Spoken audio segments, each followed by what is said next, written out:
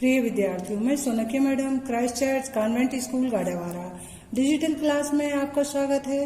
प्रिय विद्यार्थियों, मैं संस्कृत टीचर कक्षा 10वीं विषय संस्कृत। आज मैं आपको अव्यय परिचय समझाने जा रही हूँ। अव्यय क्या होता है, तो सबसे पहले मैं आपको इसकी परिभाषा आपको समझाती हूँ। तो देखिए, वाक्यों में प्रयोग करते समय जिन शब्दों में लिंग, विभक्ति, पुरुष या वचन के कारण कोई रूप परिवर्तित नहीं होता, उन्हें अव्यय कहते हैं। इनकी ना तो कारक रचना होती है, न काल रचना होती है। ये सदा एक जैसे ही प्रयुक्त होते हैं। अव्यय का प्रयोग उपसर्ग, क्रिया, विशेषण, समुच्चय बोधक, मनोविकार सूचक और अन्य अर्थों में किया जाता है। अब उपसर्ग हिंदी में किसे कहते हैं? वे छोटे शब्द या शब्दांश जो किसी शब्द के आगे जुड़ करके मूल शब्द का अर्थ बदल देते हैं, उपसर्ग कहलाते हैं। आइए समझ में। अब यहाँ पर अव्यय 5 प्रकार के बताए हैं। तो देखिए, पहला उपसर्ग, क्रिया विशेषण, चांदी, समुच्चय बोधक और विस्मयादि बोधक। तो उपसर्ग की तो मैंने आपको परिभाषा बता दी। अब उपसर्ग कहाँ जुड़ता है? उपसर्ग हमेशा आगे जुड़ता है। अब देखिए, जैसे बुक में दिया है क्रमांक 1, देखिए प्रा। प्रा का मतलब होता है अधिकः, श्रेष्ठा। अब प्रा किस में जुड़ा है? णामः।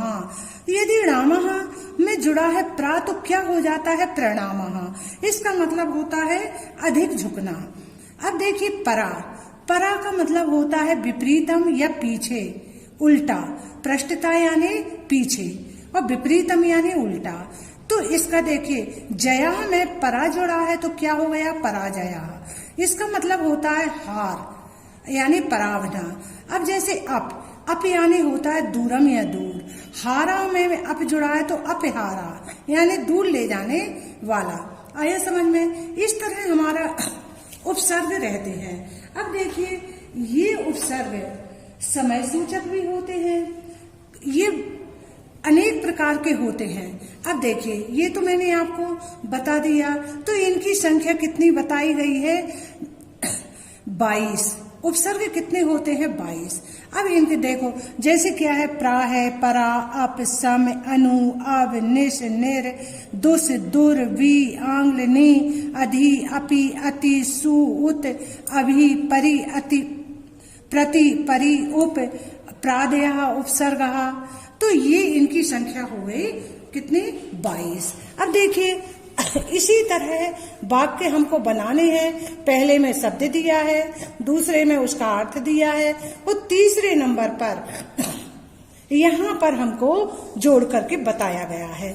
आया आपको समझ में?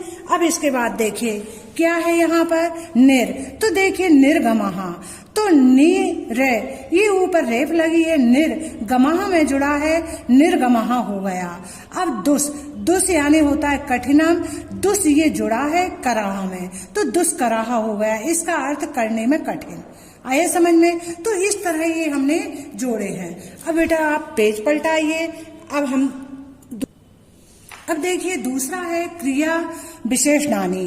तो इसमें क्रिया विशेषणानि में देखिए, कतिपय क्रिया विशेषण शब्दा अपि अव्यय शब्दा भवन्ति है।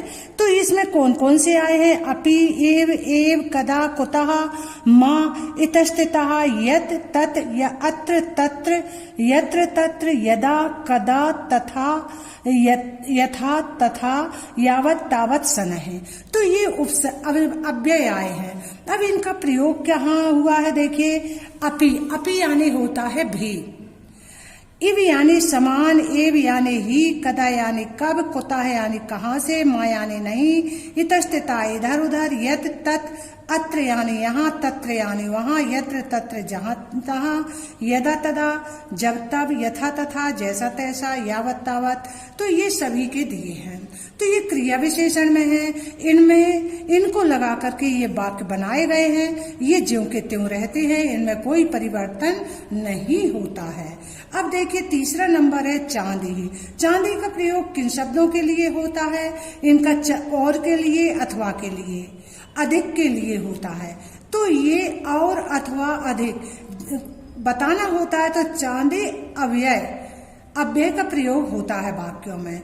अब जैसे समुच्चय बोधक बताना है तो समुच्चय बोधक के लिए समुच्चय बोधक क्या होता है, जब कोई कार्य को आरंभ करते हैं तब उसका प्रयोग किया जाता है। आया समझ में? तो अथ, चेत, नोचेत इनका प्रयोग किया जाता है। विस्मयादि बोधक, जब कोई आश्चर्य वाली बात होती है, कोई दुख, शोक, घृणा जब ये होते हैं प्रकट, क्रोध, तो हमें विस्मयादि बोधक अव्यय बताने पड़ते हैं। आया समझ में आपको? तो देखिए ये हमारे अव्यय थे। अब देखिए अव्यय समय सूचक अव्यय रहते हैं। समय सूचक के लिए जैसे अद्य, एकदा, इदानीं, संप्रति, हा, स्वाहा, सर्वदा, संप्रताम, तो इनका प्रयोग किया जाता है समय सूचक के लिए। तदानीं, प्रातः, अधुना, यदा, पश्चात, पुनः, या, तावत, प्रतिदिनम, चिरम, आचिरम, शस्त्रम, तो इनका प्रयोग किया जाता है हमें समय सूचक में। अब दूसरे होते हैं स्थान सूचक अव्यय। तो स्थानों का पता करने के लिए हमें स्थान सूचक अव्यय का बताना पड़ता है। जैसे अत्र यानी यहाँ, यत्र यानी जहाँ, अन्यत्र, उच्चय, पृष्ठता, अधः, सर्वता, मध्य, कुत्रचित, यतः, बहि, परितः, उभयतः, तत्र, सर्वत्र, नीचे, पुरतः, और समन्नात्, अग्रे, पश्चात, ततः, तो इनके लिए हमें स्थान सूचक अव्यय बताना पड़ता है। अब प्रश्न सूचक अव्यय, जब हम कोई प्रश्न करते हैं तो वहाँ प्रश्न सूचक अव्यय होता है। जैसे कुत्र, कदा, कथम, कुतः, अपि, क्वे, तो ये हमारे हो गए प्रश्न सूचक अव्यय। अब अन्य अव्यय वो सभी में प्रयोग हो जाते हैं। अन्य अव्यय कैसे हैं?